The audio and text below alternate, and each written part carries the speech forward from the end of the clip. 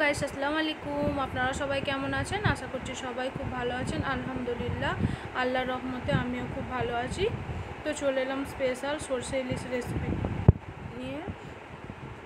তো দেখুন, আমি আজকে বানাবো সরষে ইলিশ। তো খুবই সহজ এবং সিম্পলভাবে, তো একেবারে অন্য স্বাদের একটা ইলিশ রেসিপি। তো আপনারা ফলো করুন, প্রথম থেকে লাস্ট পর্যন্ত দেখার অনুরোধ রইল। তো আমি এখানে দেখুন পরিমাণ মতো ইলিশ মাছ নিয়ে নিয়েছি। দিয়ে দিচ্ছি সামান্য পরিমাণ লবণ, আর দিয়ে দিচ্ছি সামান্য পরিমাণে হলুদ গুঁড়ো। দিয়ে মাছটা খুব ভালো মতো আমি ম্যারিনেট করে রাখবো।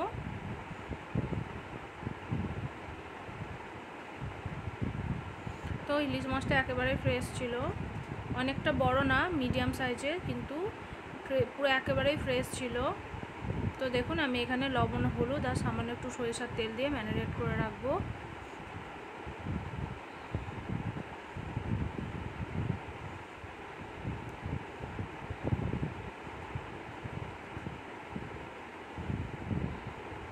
তো এখানে আমি একটা পেস্ট বানাবো, তার জন্য দেখুন এখানে একটা আমি নিয়ে নিয়েছি কাঁচের বাটি। তো আমি এখানে 1.5 চামচ মতো কালো সর্ষে দিয়ে দিচ্ছি। কালো সর্ষের যে বড় দানাটা সেইটা আমি দিয়ে দিচ্ছি। তারপর দিয়ে দিচ্ছি 1 চামচ সাদা সর্ষে, আর দিয়ে দেবো 1 চামচ পোস্ত, আর দিয়ে দেবো 8 চামচ গোটা তিল, মানে সাদা তিল। 4টে দিয়ে দেবো এখানে আমি পাকা লঙ্কা। সামান্য পরিমাণ দিয়ে দিচ্ছি লবণ। তো এইভাবে পেস্ট বানালে পেস্টটা কিন্তু তেতো লাগবে না। তারপর দিয়ে দিচ্ছি কিছুটা এখানে ধনিয়া পাতা। দিয়ে সমস্তটা পেস্ট করে নিয়েছি আমি একটা, দেখুন। তো এটা এখন আমি একটু ছেঁকে নেব অল্প অল্প করে দিয়ে। তো বাকিটা একটু অল্প একটু পানি অ্যাড করব, দিয়ে সুন্দর করে ছেঁকে নেব। তো দেখুন এইভাবে ছেঁকে আমি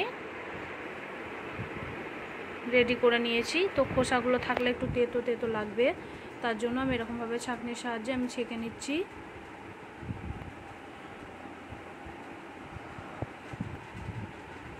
তো আমি এখানে ফ্রাই প্যান বসিয়ে দিচ্ছি একটা, ভালোভাবে গরম করে নিচ্ছি। দিয়ে পরিমাণ মতো তেল আমি এখানে অ্যাড করে দেব। কিছুটা দিয়ে দিয়েছি সাদা তেল, কিছুটা দিয়ে দিয়েছি সরিষার তেল। দিয়ে ভালোভাবে তেলটাকে আমি গরম করে নিচ্ছি।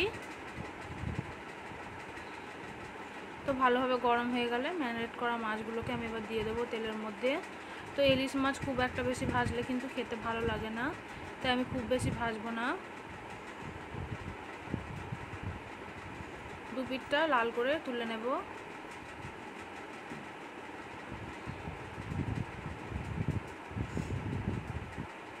তো এক পিঠটা লাল করে ভেজে নিয়েছি, তো আর এক পিঠটা আমি লাল করে ভেজে নেব।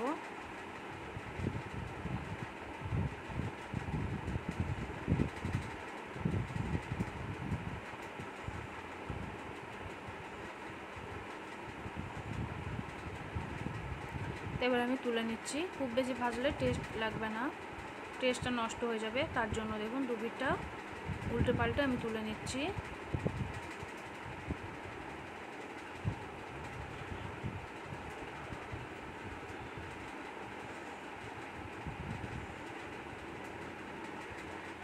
তো দেখুন মাছের গ্রেভির জন্য আমি এখানে দিয়ে দিচ্ছি 1 চামচের একটু কম কালো জিরে, দিয়ে দেব 8 চামচ মতো লঙ্কা গুঁড়ো, যেহেতু 4টে কাঁচামরিচ দিয়েছি আমি।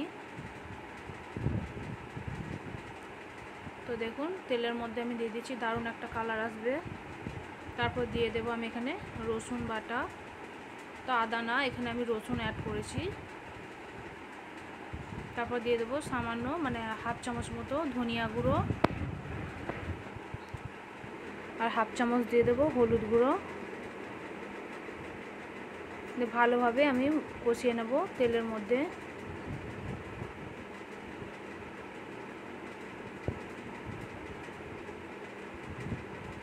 তারপর দিয়ে দিচ্ছি এখানে 2টো পাকা লঙ্কা।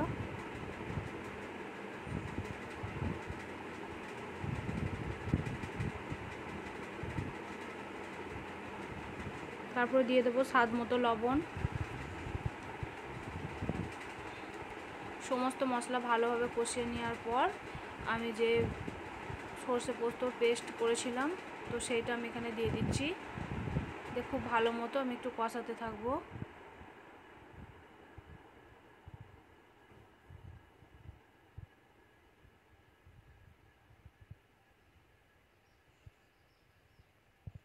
তো খুব ভালোভাবে আমি কষিয়ে নিচ্ছি দেখুন। তো যতক্ষণ না পর্যন্ত মশলা থেকে তেল ছেড়ে আসছে ততক্ষণ ভালোভাবে কষিয়ে নিতে হবে।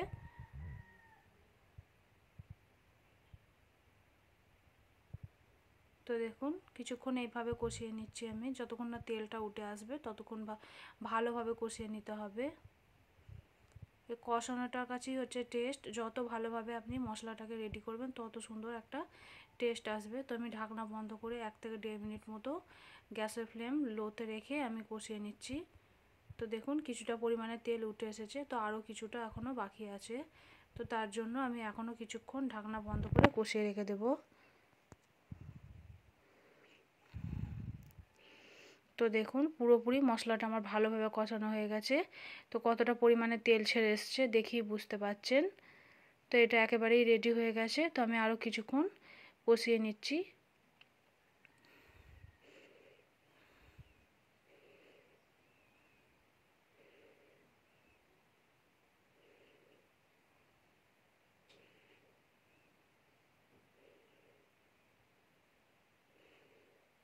এবার পানি অ্যাড করে দেবো।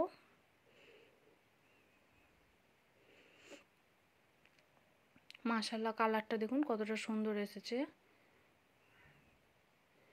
তো পরিমাণ মতো পানি আমি দিয়ে দিচ্ছি। তো ঝোলটা ফুটে যাওয়ার পর আমি ভেজে রাখা মাছগুলোকে দিয়ে দেব।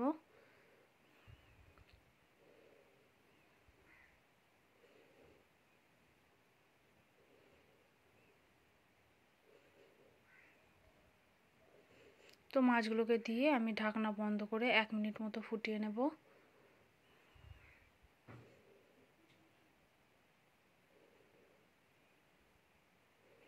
এক পিঠটা উল্টে নিচ্ছি আমি।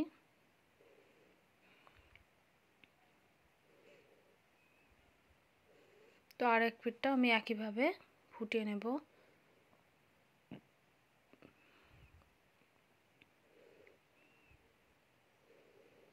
তো কতটা পরিমাণে তেল ছেড়ে এসছে দেখেই বুঝতে পারছেন। তো আমার স্পেশালি এই ভাজা মশলার গুঁড়োটা আমি একটু অ্যাড করে দিচ্ছি, খুবই সুন্দর একটা ফ্লেভার নিয়ে আসে। তো এটা হচ্ছে ধনিয়া, শুকনো লঙ্কা আর জিরে 3টে একসঙ্গে আমি ভেজে শুকনো রোস্ট করে রেখে দিয়েছি, ভাজা মশলা বলতে পারেন। তো সুন্দর একটা ফ্লেভার নিয়ে আসবে। তো আমি অল্প কিছুটা উপর থেকে ছড়িয়ে দিলাম। তো আমার মাছের ঝোলের রেসিপিটা সর্ষে পোস্ত ইলিশ মাছের ঝোলের রেসিপিটা একেবারেই রেডি হয়ে গেছে। তো আপনাদের কেমন লেগেছে অবশ্যই কিন্তু লাইক কমেন্ট করে জানাতে একেবারেই ভুলবেন না। তো রেসিপিটা যদি ভালো লেগে থাকে অবশ্যই একবার ট্রাই করে দেখতে পারেন, দুর্দান্ত লাগবে। আমার চ্যানেলে নতুন হয়ে থাকলে চ্যানেলটিকে অবশ্যই সাবস্ক্রাইব করে রাখবেন। এরকম সুন্দর সুন্দর ঘরোয়া রান্নার রেসিপিগুলো পাওয়ার জন্য অল নোটিফিকেশানটাকে অন করে রাখবেন। তো আশা করছি সবাইকার খুবই ভালো লেগেছে, দারুণ একটা রেসিপি। যদি না জানা হয়ে থাকে অবশ্যই ঝটপট একবার বানিয়ে দেখতে পারেন আর কমেন্টের মাধ্যমে জানাবেন যে কতটা টেস্টি হয়েছিল, দারুণ হয়েছিল। তো আপনারা একবার অবশ্যই বানিয়ে দেখতে পারেন আর কমেন্ট করে জানাবেন যে কেমন হয়েছিল। তো ততক্ষণের জন্য সুস্থ থাকবেন, ভালো থাকবেন, আল্লাহ হাফেজ। আর আপনাদের কাছে আমার একটাই অনুরোধ, তো প্লিজ সবাই একটা করে লাইক করে দেবেন। তো অনেকেই আছে শুধু দেখে আপনারা চলে যান, একটা অবশ্যই লাইক করে দেবেন। আপনাদের একটা লাইক একটা কমেন্ট আমার কাছে অনেকটাই গুরুত্বপূর্ণ। তো সুস্থ থাকবেন, ভালো থাকবেন, আল্লাহ হাফেজ।